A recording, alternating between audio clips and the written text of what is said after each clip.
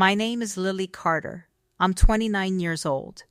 And for most of my life, I thought being someone's wife meant they valued the future you built together more than the affair they were hiding. I thought when my husband asked me to sign papers protecting our assets from his failing business, it meant he trusted me enough to keep us both safe. I thought the spreadsheets he showed me, the ones with declining revenue and mounting debts, meant we were partners fighting the same battle. But there's a difference between protecting your family and protecting your exit strategy. And I learned that difference the hard way when I discovered the papers I'd signed weren't asset protection documents. They were a postnuptial agreement waiving every claim I had to our house, our savings, and 6 years of marriage. The house I'd put $60,000 into before we were even married. The savings I'd built from working 60-hour weeks as a forensic accountant while he claimed his consulting business was struggling. I told myself to stay calm when I found out. I told myself maybe there was an explanation. Maybe he'd panicked. Maybe the lawyer had made a mistake. But the afternoon I followed him to a French bistro in River North and watched him tuck a strand of hair behind another woman's ear, the same gesture he used to use on me, something inside me went completely still. I didn't cry. I didn't confront him. I didn't make a scene. I just sat in my corner booth behind a pillar wrapped in ivy and watched my husband laugh with Diana Mercer, the wife of Nathan Mercer, founder and CEO of a real estate development empire worth $300 million. And I finally understood that the business James claimed was failing had never been struggling. He'd been building an exit. Not from debt, from me. Then a man I'd never met sat down at my table, uninvited, set a thick manila envelope between us, and said 11 words that changed everything. Say yes, and we'll be at the courthouse by 9:00 tomorrow morning. Before I tell you what was inside that envelope, and before I tell you what I said that made a billionaire offer me more than just money, tell me this. What time is it for you right now? And where are you watching from? I'm curious how far this story will travel, because what happened next taught me that sometimes the best revenge isn't destroying someone's life. It's building yours so strategically that they destroy their own. Drop a comment if you've ever discovered someone you trusted was planning their exit while you were still planning your future together. Because this story is about what happens when the person they underestimated turns out to be the one holding all the receipts. Let me tell you how I ended up in that bistro. 2 months ago, James came home looking gray with worry. We'd been married for 6 years, together for 8, and I'd never seen him like that. He sat at our kitchen table with his head in his hands and told me his logistics consulting firm was on the verge of collapse. A client had refused to pay for a major contract. A lawsuit was threatening to wipe him out completely. Creditors were circling. He said if the business went under, they could come after everything we'd built together. Our house, our savings, everything I'd worked for. He pulled out a document his lawyer had prepared, a financial protection agreement. It would legally separate my assets from his, create a firewall so that if his business failed and creditors came knocking, they couldn't touch what I'd earned. He said it was standard practice in situations like this. He said couples did it all the time when one spouse's business was at risk. He said he just needed my signature to protect us both. I'm a forensic accountant. I've spent 6 years at a regional audit firm finding discrepancies other people miss. I'm trained to see patterns, follow money trails, catch the numbers that don't add up. But I didn't read that document the way I would read a client's financials. I read it the way a wife reads something her husband is asking her to trust. I signed because I believed him. I signed because after 8 years together, I had never given myself a reason not to. What I actually signed was a postnuptial agreement waiving all claims to our joint property, our shared savings account of $43,000, and the house. The house where I'd put down $60,000 from savings I'd built over 4 years before we even got engaged. The house I'd chosen. The one I'd painted and furnished and turned into something that felt like ours. Except it wasn't ours anymore. It was his. James filed for divorce the same afternoon I signed. I found out 3 days later when the papers arrived by courier at my office. My coworker brought the envelope to my desk during a meeting, and I opened it thinking it was a client contract. It wasn't. It was a petition for dissolution of marriage citing irreconcilable differences, filed by James Michael Carter against Lily Ann Carter, with an attached copy of the postnuptial agreement I'd signed, now being used as evidence that I'd already agreed to the division of assets. I sat in that conference room with 6 people talking about quarterly audits, and I felt my entire life tilt sideways. I excused myself. I went to the bathroom. I locked the door. And I stared at my reflection in the mirror for a long time, trying to recognize the woman looking back at me. The woman who'd been precise enough to catch a $2 million discrepancy in a client's books last month, but had somehow missed the fact that her own husband was stealing her house. I didn't tell anyone at work. I went back to the conference room. I finished the meeting. I closed my laptop and drove home in complete silence. When I got there, James wasn't home. The house felt different, colder, like it already knew it didn't belong to me anymore. I stood in the kitchen where I'd signed those papers, and I thought about every moment that had led me here. Every time James said his business was struggling. Every late night he claimed he was working. Every weekend trip he said was for client meetings. Then I did what I do best. I started looking at the numbers. I pulled up our joint bank statements. I went through every transaction from the past 6 months. And I found patterns. Transfers to accounts I didn't recognize. Charges to restaurants I'd never been to. Hotel stays in Chicago. On nights, James said he was traveling for work to Milwaukee. And then I found something that made my hands go still on the keyboard. A wire transfer. $12,000. Sent from our savings account to a consulting firm called Axis Horizon LLC. I'd never heard of it. I searched the company registration. The listed agent was James Michael Carter, my husband. I dug deeper. Axis Horizon had received multiple payments over the past 14 months, not just from our account, from other sources I didn't recognize yet, but the amounts were significant, and the timing matched every period when James had told me his business was struggling. That's when I started following him. Not because I wanted to catch him cheating. I already knew. The hotel charges told me that. I followed him because I needed to see who she was, because in forensic accounting, you don't just follow the money, you follow the people moving it. And I needed to know who my husband had chosen over 6 years of marriage. 3 days later, I followed him to Alara's, a quiet French bistro tucked between glass towers in River North, the kind of place where people go when they want privacy. I got there first. I chose the corner booth by the window, half hidden behind a pillar, where I could see the entire room without being seen. I ordered coffee I didn't drink, and I waited. James walked in at 6:47 p.m. He was smiling. He looked lighter than I'd seen him in months.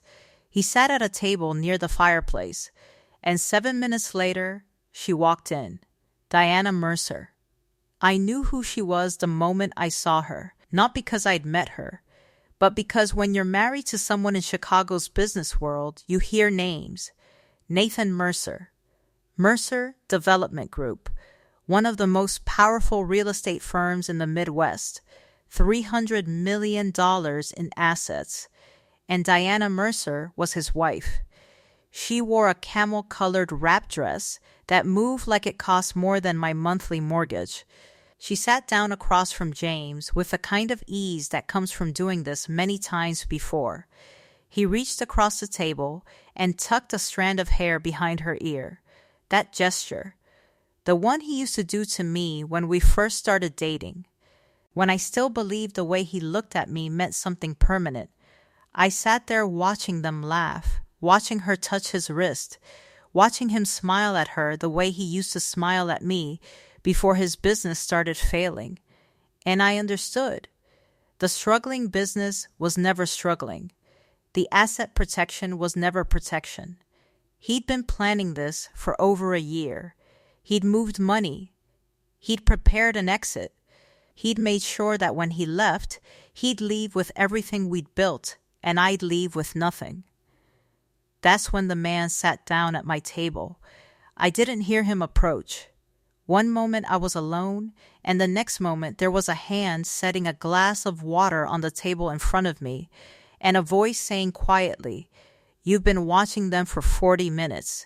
You're either a private investigator or his wife."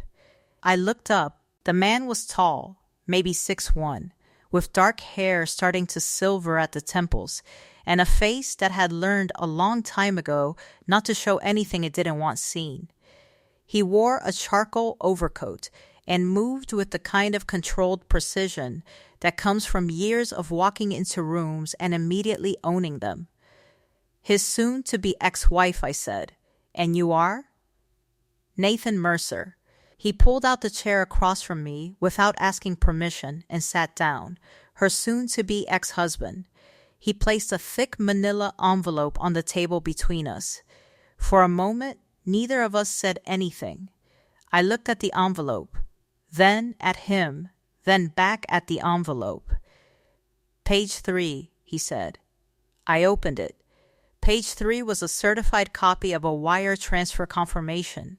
$340,000 moved from a Mercer Development Group operating account to a shell company called Axis Horizon Consulting LLC. The date was 6 weeks ago. The authorized signatory was Diana Mercer, whose name still appeared on 2 company accounts as a legacy from their original partnership structure years ago when she'd been listed as a co-founder. My stomach dropped. I knew that company name. Axis Horizon, the same shell company that had been receiving payments from our joint account, the same company registered to James. "Keep going," Nathan said. I turned to page 7. It showed the registered agent for Axis Horizon Consulting. The name was James Michael Carter. My husband. The room tilted slightly. I set the paper down carefully and pressed my hands flat on the table to steady myself. "How long?" I asked. "Based on what I've found so far, 14 months. Nathan's voice was completely flat. The kind of flat that comes after you've moved past shock and anger and arrived somewhere much colder. She's been funneling money from my company's vendor accounts into that shell company for over a year. Your husband processes the cash and transfers it back to her in smaller amounts to avoid detection. Last month alone, they moved $600,000. I looked over at the fireplace. James was signing the check, already standing up to help Diana with her coat. The picture of a man who'd won everything. "Why are you telling me this?" I asked. Nathan looked at me for a long moment before he answered, like he was deciding how much to say, or maybe deciding whether I could handle what came next. "Because Diana still has her name on 2 of my company's operating accounts," he said, "and I can't remove her without board approval, which requires a qualified financial officer to certify the transition. My current CFO is her cousin. I can't trust anyone inside the company right now." He leaned forward slightly. His voice stayed quiet, but every word landed with weight. "I need someone with your credentials. Forensic accounting background, audit experience, no ties to my firm or to Diana. Someone who can come in, trace every fraudulent transaction, and document it well enough to hold up in court and before the ears. And I need that person to have legal standing inside the company. Legal standing, I repeated. You're a free woman, legally speaking. The divorce decree was filed last Tuesday. He met my eyes. I have also initiated divorce proceedings against Diana. If you marry me civilly, on paper, you become my spouse, which under Illinois corporate law gives you standing to petition for a joint review of marital assets, including business holdings. It's the fastest clean path I have to lock her out and get someone I can trust into the books. He paused. Let that sit between us for a moment. Then he said something that shouldn't have sounded romantic, but somehow did. Courthouse opens at 9:00 tomorrow morning. I've already checked the appointment availability. I looked back at the table by the fireplace. James was helping Diana into her coat, smiling, touching her lower back. The picture of a man who thought he'd gotten away with everything. A man who'd married someone who kept her head down, trusted too easily, signed papers without reading them, and would quietly accept whatever she was handed. He'd forgotten what I did for a living. He'd forgotten that I spent 60 hours a week finding money people tried to hide. He'd forgotten that I was very, very good at following trails that weren't supposed to be found. I have one condition, I said, turning back to Nathan. Name it. Full access. Every account, every contract, every vendor file dating back 3 years. Nothing locked, nothing filtered. I work my way on my timeline, and you don't interfere with my process. Nathan studied me the same way I imagined he studied blueprints, looking for weaknesses, stress points, places that might give under pressure. He didn't find any. 9LO0, he said, standing and buttoning his coat. Don't be late. He left cash on the table for the water and walked out. I sat there for another 5 minutes after he'd gone. Then I stood up, left the bistro before James and Diana could see me, and walked out into the January cold. Standing on the sidewalk, I could see my reflection in the dark window glass. A woman in a gray wool coat, holding a manila envelope full of evidence against her own husband. I had gone in looking for answers. I'd come out with a war. But here's the thing about wars. You only fight them when you have something left to lose. And I had already lost everything I was afraid of losing. The house, the marriage, the man I thought I'd chosen to build a life with, which meant I had nothing left to protect. That made me the most dangerous kind of person, the kind with nothing to lose and everything to prove. I went home that night. I didn't sleep. I sat at my kitchen table with the envelope Nathan had given me, and I read every page, every transfer, every date, every amount. And I built a timeline in my head. 14 months of systematic theft. My husband and his mistress, stealing from a $300 million company, moving money through a shell company, thinking they were smart enough not to get caught. They weren't. At 7:30 the next morning, I put on my best suit, the charcoal gray one I wore to client presentations, the one that made me look like someone you didn't want to lie to. I did my makeup carefully. Not because I wanted to look pretty, because I wanted to look like someone who'd made a decision and wasn't going to change her mind. At 8:45, I walked into the Cook County Courthouse. Nathan was already there, waiting at the top of the steps. He didn't smile when he saw me, just gave a small nod and held the door. The civil ceremony took 11 minutes. We stood in a plain room with a clerk and 2 witnesses pulled from the hallway.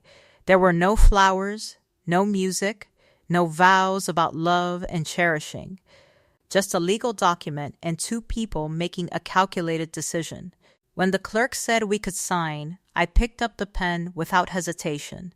The moment my signature sat beside Nathan Mercer's on that marriage certificate, I felt something I imagine a surgeon feels when the scalpel touches skin. Not excitement, not fear, just a clean, clarifying focus. Outside on the courthouse steps, I took out my phone. I photographed the marriage certificate against a white marble railing. Clear, official, undeniable. Then I sent it to the number still saved in my phone as home. I wrote one line underneath, "Thought you should know I'm spending the morning at the courthouse too. Congratulations on the divorce. Enjoy the house." Nathan watched me from a few feet away, his hands in his pockets. "You move fast," he said. "In forensic work, you have to," I said, dropping my phone into my bag. "Let's go see what your books actually look like." The Mercer Development Group occupied the top 4 floors of a building on Wacker Drive. All pale stone and clean lines, the kind of architecture that communicated power through restraint. Nathan walked me through the lobby and into a private elevator that required a key card. We rode up in silence. When the doors opened, we stepped into a space that looked more like a gallery than an office. Floor-to-ceiling windows. White walls, minimal furniture, everything designed to make you feel small. Nathan walked me straight into a conference room where about 15 people were gathered, executives, department heads, people who'd worked for him for years and had no idea what was about to happen. He introduced me simply. No preamble, no ceremony. "This is Lily Mercer, my wife, and as of this morning, our interim chief financial officer. All budget approvals and vendor authorizations go through her immediately. You'll receive the official memo within the hour." The room went very quiet. In the corner, a woman in her mid-40s with reading glasses pushed up on her head was watching me with an expression that had moved directly past surprise into something much harder. I'd already read her file on the drive over. Her name was Carol Sims, head of accounts payable for 6 years, processed nearly every invoice that passed through the company, and had received 2 unexplained bonuses in the past 18 months totaling $32,000. I walked directly to her. "Carol," I said pleasantly, "I need full system access. The ERP login, all digital approval tokens, and the archive files for vendor accounts going back 36 months. I'd like everything on my desk in the next 20 minutes. Carol crossed her arms. Her voice had that edge people get when they're about to tell you why you're wrong. "Mrs. Mercer, Deanna is still a named officer on 2 operating accounts. I'd need her authorization to transition any access. This is very sudden, and I have a responsibility to." "To whom?" I said, still pleasant. She blinked. "Diana Mercer's divorce proceedings were filed this week," I continued. "She has no operational role in this company, only a residual ownership stake that is currently under legal review. The operating accounts belong to the company, not to her." I set Nathan's signed authorization letter on her desk. "You have 20 minutes. If you'd prefer, we can have the company's outside legal counsel explain it to you while the IT team changes the passwords anyway. Your choice." Carol looked past me to Nathan. He stood with his arms folded, saying nothing, which was all the answer she needed. 23 minutes later, she handed me a ring of keys, 2 security tokens, and a list of system passwords. She didn't make eye contact. By 4:00 that afternoon, I had a working picture of the damage. It was worse than Nathan's estimate. Much worse. Axis Horizon Consulting had been receiving payments flagged as strategic advisory services and market analysis retainers. The invoices were professionally formatted and consistent. Someone with financial knowledge had designed this carefully, but when I cross-referenced the service dates against Mercer Development's actual project calendar, there was nothing. No corresponding deliverables, no meeting records, no reports. No emails referencing the work supposedly being performed. Pure fiction on paper. Real money leaving the company. The total across 14 months was $1.4 million. I stayed until 11 that night. Nathan came back at 9 with takeout containers and set one on the edge of my borrowed desk without comment. We ate in silence. The comfortable kind that only exists between people who are both too focused on a problem to bother with small talk. "Tell me when you find the bottom of it," he said before he left. "I already did," I said, "but I want to make it airtight." He paused in the doorway. "How bad?" "Bad enough that she'll need a very good criminal defense attorney." He nodded once and left. I went back to the numbers. James called me 6 times that night. I let every single call go to voicemail. I didn't listen to any of them. Not yet. I wanted to hear what he'd say after he understood what I'd done. Not before. The next morning, I called an all-staff meeting in the main conference room. I set my printed findings on the table. A 3-inch stack of flagged invoices, transfer records, and comparative analysis. And I told the room exactly what I'd found and exactly what was going to happen next. Anyone who comes forward voluntarily with information about irregular transactions will be granted amnesty and keep their position. Anyone found to have actively participated in falsifying records will be referred to the state attorney's office. By noon, 2 analysts and an accounts payable coordinator had knocked on my office door. From their statements, the full picture assembled itself. James hadn't simply been Diana's personal money launderer. He'd been running a parallel scheme through 3 of his own vendor contacts at other firms, using Mercer Development as the central cash engine. The money flowed out through fake invoices, split between Diana's personal accounts and James's business accounts. Then a portion moved offshore through a holding company registered in his mother's name in Tennessee. His mother, who was 64 years old, retired, and almost certainly had no idea her name was on a foreign account holding $127,000 in stolen money. I sat with that information for a moment, the same instinct to hide behind family that he'd used when he made me sign those papers. It made me think less of him, which I hadn't thought was still possible. Carol Sims resigned by email at 1:47 in the afternoon, citing personal reasons. I had it lock her access before she finished drafting the message. 2 days later, Diana called the office line. I was expecting it. "You have exactly no idea what you've walked into," she said. Her voice was smooth, controlled, the voice of a woman who'd never not been the most powerful person in the room. "Nathan doesn't love you. He's using you as a legal instrument. When this is over, you'll be discarded like every other tool he's done with." "Diana," I said calmly, "I'm a forensic accountant. I don't need Nathan to love me. I need him to give me full system access and stay out of my way," which he has done. I glanced at the stack of printed bank records on my desk. I found the Access Horizon transfers. I found the secondary vendor network. I found the offshore account in Clarksville, Tennessee. And I am currently looking at a very interesting series of transactions that appear to connect your brother's property management company to 3 of our biggest vendor accounts. A pause. "How is your brother, by the way?"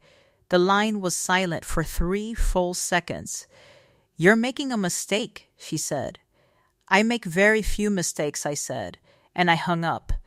The real crisis arrived on Thursday afternoon. One of the analysts I'd recruited as an informal source sent me a message at 2:15.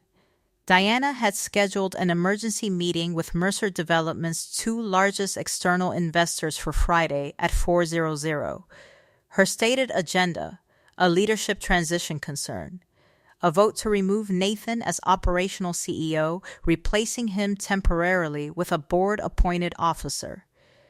Under the company's original operating agreement, That vote required only 2 of the 4 outside investors to agree. If she succeeded, Nathan would lose operational control. My authority as CFO would evaporate. Every piece of evidence I gathered could be challenged, delayed, locked in litigation for years. Diana had decided that if she couldn't move the money out, she'd dismantle the company from the inside. I went directly to Nathan's office.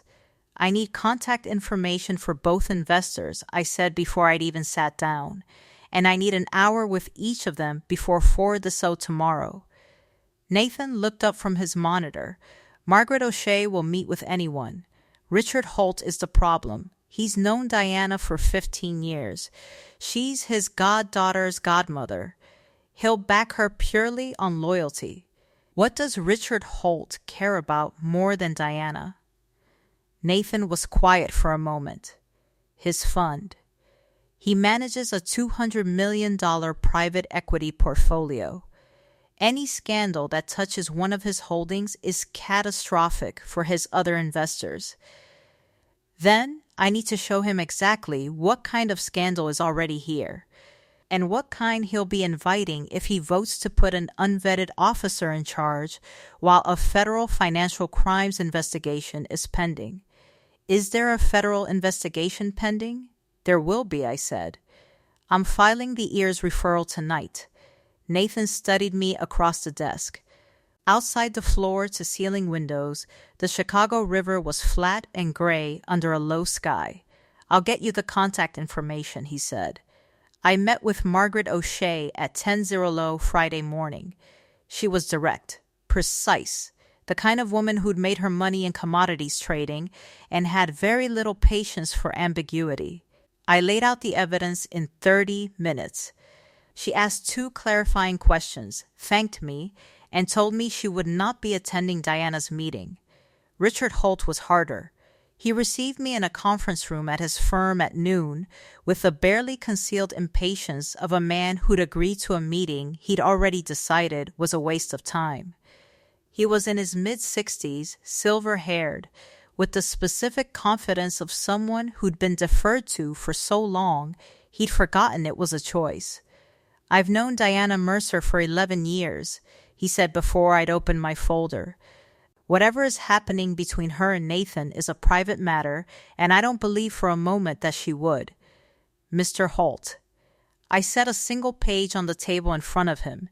It was the ears referral summary I'd filed at 8:00 that morning, with a case reference number at the top. Diana Mercer has been under active forensic review for financial crimes, including wire fraud and conspiracy. This referral was accepted this morning. Any vote taken at today's meeting to install an officer of her choosing in an operational capacity at Mercer Development will be reviewed by federal examiners as potential obstruction of that investigation. I let him read the page. If your fund's name appears in that context, your other investors will ask questions. Richard Holt read the page twice. This is already filed, he said. Not a question. Filed and acknowledged at 8:07 this morning. I have the confirmation in my email if you'd like to see it. He looked at the page for another long moment. Then he closed the folder he'd been holding and set it aside. I won't be attending the meeting this afternoon, he said. Diana's emergency investor meeting had no quorum. Without both outside votes, the motion failed before it was called to order. At 4:23, I received a forwarded message from Nathan's assistant. Diana had fired her attorney and retained a criminal defense firm. She was no longer initiating any actions against Mercer Development. The fish had realized the net was already closed. What happened next happened fast. Diana called James in a panic. I know what was said because James later recounted all of it to federal investigators. She blamed him for a failed bank transfer she'd attempted 2 days earlier. I'd flagged the transaction and placed a court-authorized hold. She told him he was on his own. She had enough problems. He was a liability. She was done.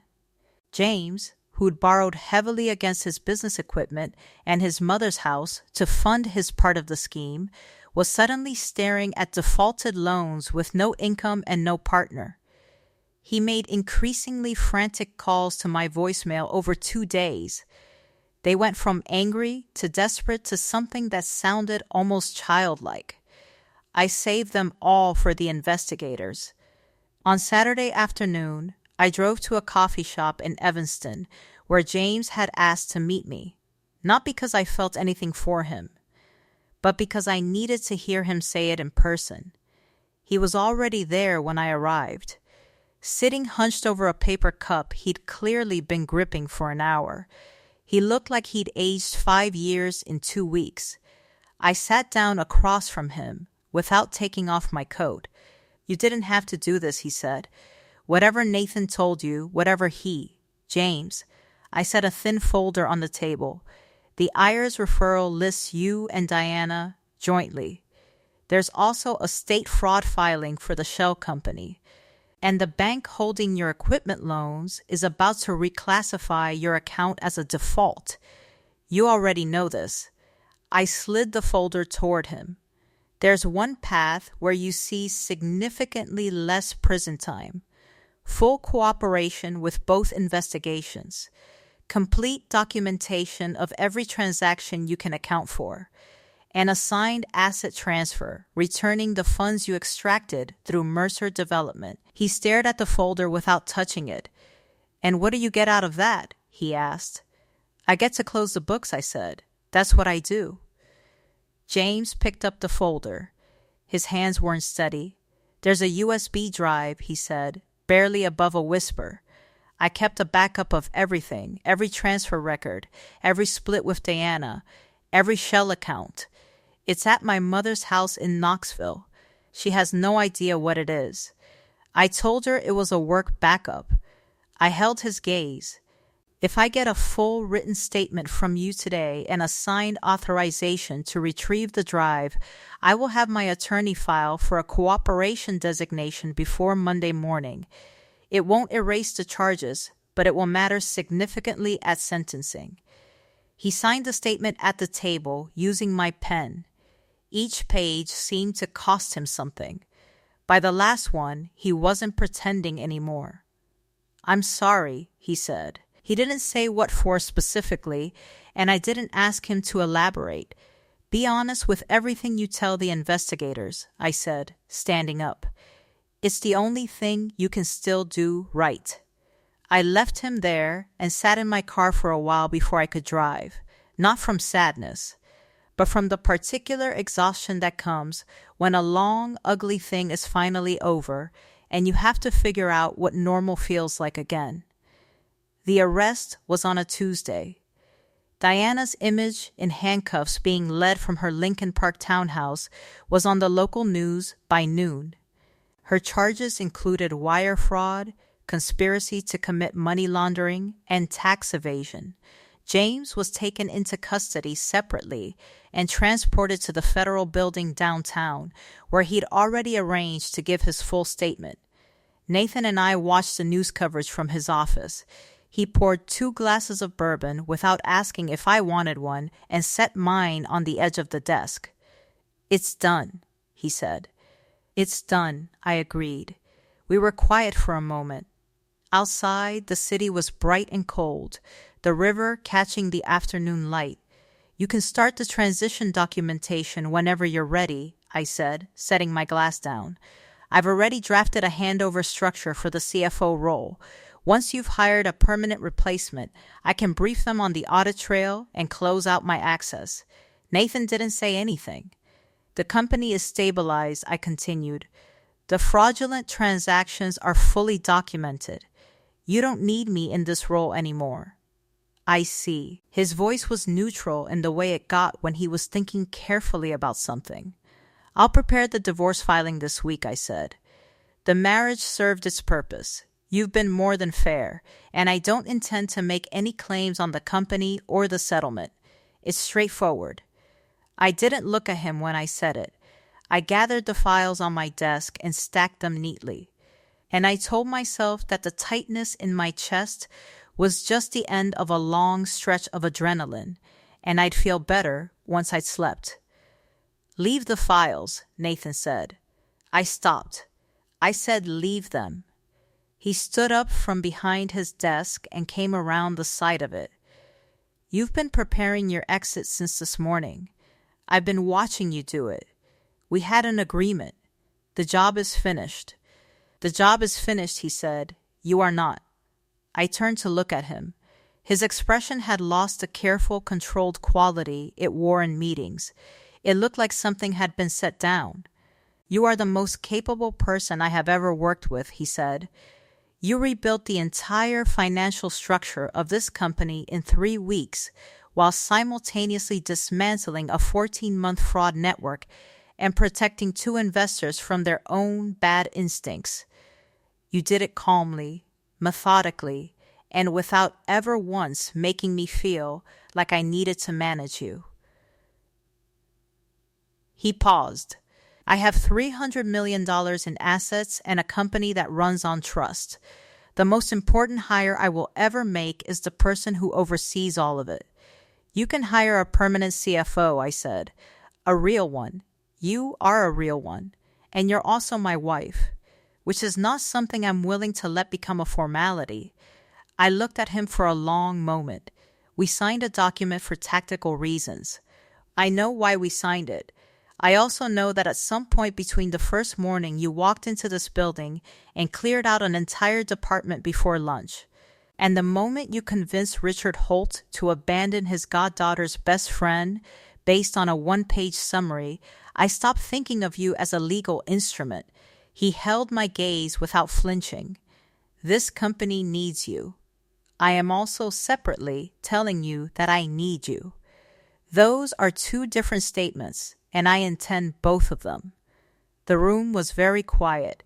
"You're not saying you love me," I said slowly. "I'm saying you are the only person I've met in 11 years of running this company who has never once tried to manage me, flatter me, or protect me from the truth. I'm saying I trust you completely, which is not a thing I say.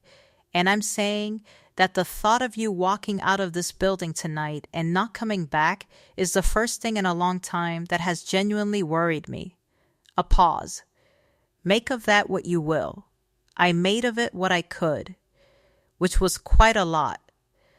The divorce filing never got sent. The handover documents sat in a drawer. I stayed. The permanent CFO position became mine officially with full board approval 6 weeks later.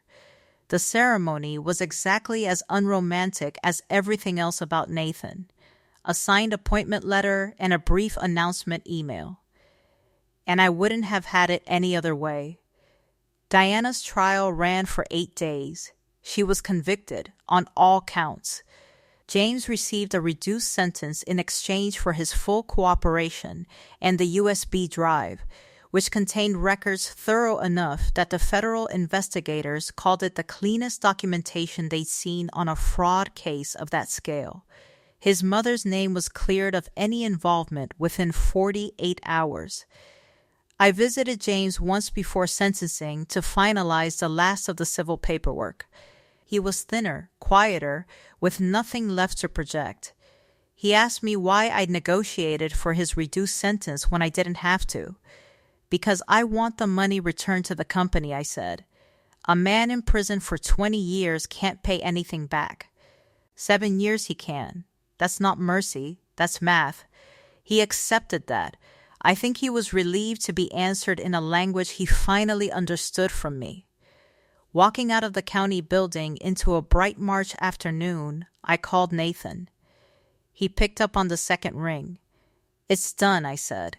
"Come home," he said. "The Riverside Project quarterly numbers are in, and I want you to look at them before the 5:00 call. That is the least romantic thing anyone has ever said to me. Our Q3 margin is up 18%, he said, because of your restructuring. I'd call that fairly romantic." I laughed, and I meant it. And I started walking toward the parking garage. The painful chapter was fully closed. James and Deanna were answering for what they'd done. The books were balanced. The company was clean, and I was going home, not to the house I'd signed away in a moment of misplaced trust, but to somewhere I'd chosen for myself, standing on my own terms next to someone who had never once asked me to be smaller. A marriage built on contract and mutual interest, by any reasonable definition, should not become something you choose again freely. Ours did. That, I suppose, is the part no spreadsheet can explain.